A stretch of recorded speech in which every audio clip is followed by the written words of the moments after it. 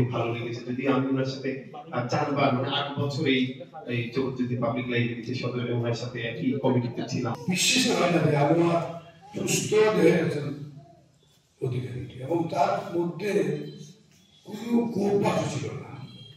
খাওয়া দাওয়াও তার রুচি ছিল, সে খেত সবসময়। সে একেবারে চিনচাম যে অবস্থা বেশি হইত না।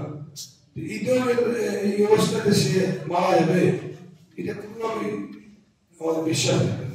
আনোয়ার সম্পর্কে বলতে গেলে অনেক করে বলতে হবে।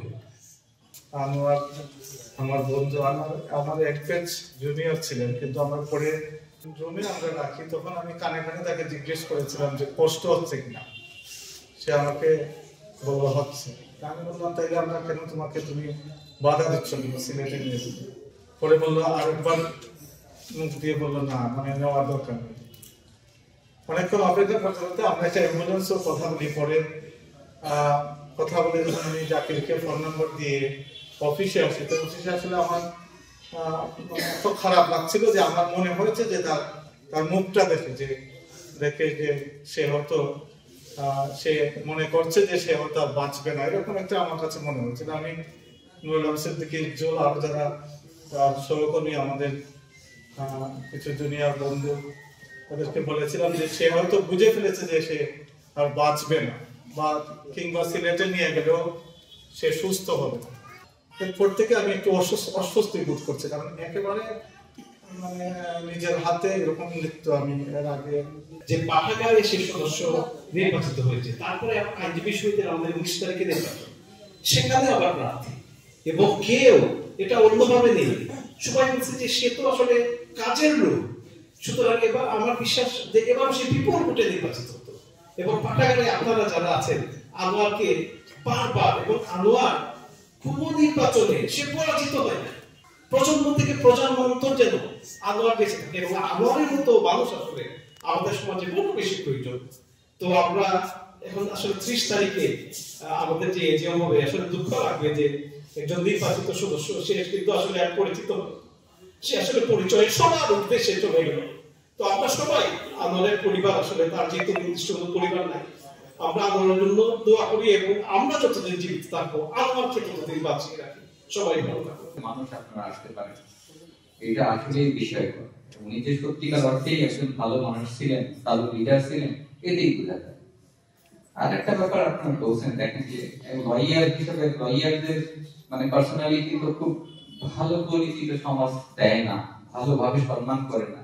প্রথম কথা, যখন আমি নিজেও ল করছি, যখন আমার মাকে বললাম আমি লয়ার হইলাম, হইতে দিলাম, দেখছে যে বউ আসবে, পরের পরিবারের মেয়ে আসবে, তার বাবাকে হয়তো তুচ্ছতা ছিল, তবে সেটা হয়তো সে মেনে নিতে পারবে না, এই কারণে বিয়ে করবে না। তার একমাত্র তার যে মানে ভাইয়ের ছেলে বক্তৃতা ছিল, কতটা মানে বললো যে আমি প্রথমবার তার গায়ে হাত দিচ্ছি, সে যখন মারা গেছে। আনোয়ার ব্যক্তিগত জীবনে একজন ধর্মপ্রাণ মুসলমান ছিল, এবং শালীন, ভদ্রতা, নম্রতা, অমায়িক একজন মানুষ। আমি মনে করি তার এই 49 বছর যেভাবে সে দুনিয়াতে কাটিয়েছে, আল্লাহ রাব্বুল আলামিন তার জীবনে অনেক ভালো কাজগুলো যদি গ্রহণ করে, তাহলে কিয়ামতের ময়দানে সে ভালো অবস্থানে চলে যাবে। আমাদের সুনামগঞ্জের এই সদস্য সকলের অত্যন্ত প্রিয়। বিভিন্ন সামাজিক সংগঠনে যারা পদচারণা মুখরিত হতো, সবাইকে সে সমানভাবে আনন্দ দিত। আমরা তার স্মৃতিকে আসলে বলতে পারি। মারা যাওয়ার 2 দিন আগে ওনার সাথে সবার একটা গুরুত্বপূর্ণ বিষয় ওনার সাথে আলাপ হয়েছিল। একদম জলজন্ত মানুষ। সোহান বললো, ভাই আনোয়ারকে দেখে আসছি। খলিল ভাই এসে বললেন, গাড়ি থেকে নেমে গিয়ে আসলে কই, আমি খেলা দিতে যাবো। যে অসুস্থ হয়েছে, আমার মনে হচ্ছে দেখে আসবো। আমার মনে হচ্ছে এতটা অসুস্থ না, যেহেতু সুনামগঞ্জে আছেন। কিছুক্ষণ পরে শুনলাম উনি মারা গেছেন। মানে আমি কি বলবো, আমি সারা রাত আমি অসুস্থ হয়ে গেছি। কালকে যে ডাক্তার দেখে আসছি, যে এত জলজন্ত একজন তাজা প্রাণ এভাবে এত সমাজে চলে গেছেন। তো ওনার আত্মার মাগফিরাত কামনা করি। উনি প্রতিদিনই এই রুটিতে যাতায়াত, সকালে একবার দেখা হয়, যাওয়ার সময় একবার দেখা হয়। এইবার প্রেস ক্লাবের আমাদের উদ্বোধনের সময় আনোয়ার ভাই সকাল থেকে আমাদের প্রেস ক্লাবের সব কাজ করে তিনি নিজ তাগিদে আমাদেরকে ফোন দেওয়া, খলিল ভাইকে ফোন দেওয়া, পঙ্গলদাকে ফোন দেওয়া প্রেস ক্লাব উদ্বোধনের সময়।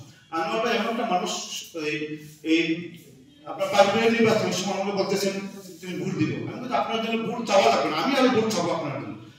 যদি বিভাগীয় কমিশনার ছিলেন ওনার গেস্টকে যে দেখেন আপনি বাগদানাতে পড়ছেন বনের নিজের থেকে বনের মুস্তারায়, লোক তো দেখেননি, আজকে দেখেন।